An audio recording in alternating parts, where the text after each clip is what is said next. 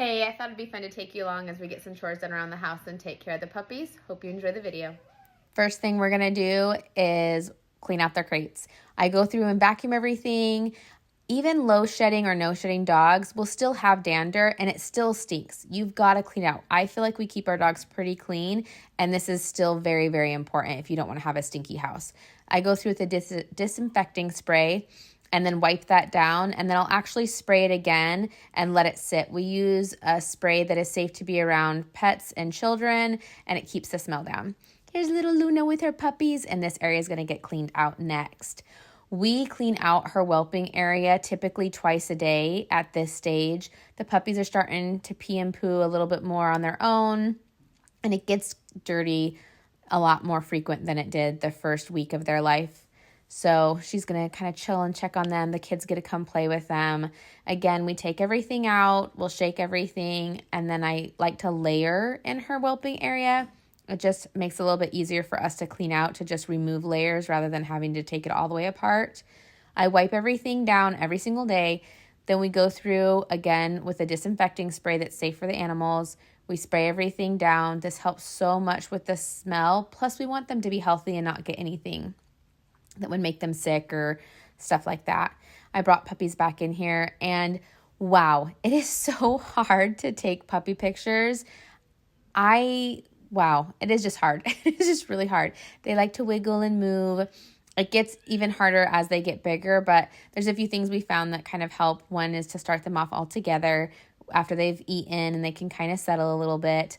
And then I slowly move them into position. So this is just me trying to kind of get some fun puppy pictures of them in their puppy pile.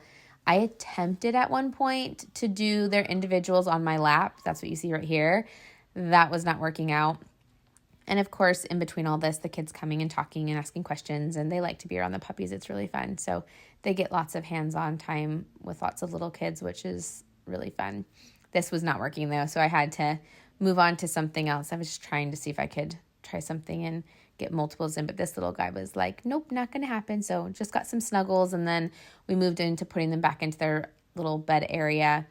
At this age, they're going to, when they start to open their eyes, which should be any day now, they're going to start to kind of see their surroundings and realize where they're at in space a little bit more, and where they consider their den and where they sleep, which is what I'm putting this little pad in there to kind of give them a boundary, and then the rest of the area. And eventually they'll get to where they'll take, just a step or two outside of their den, which is that little pad, and then go potty anywhere else but there. So this is kind of like the first steps of teaching them, hey, we don't go to the bathroom where we sleep type of a thing. So Anna Rose came over at one point and was trying to help me, and she really wanted to get in there. She's just patiently waiting. It was really cute.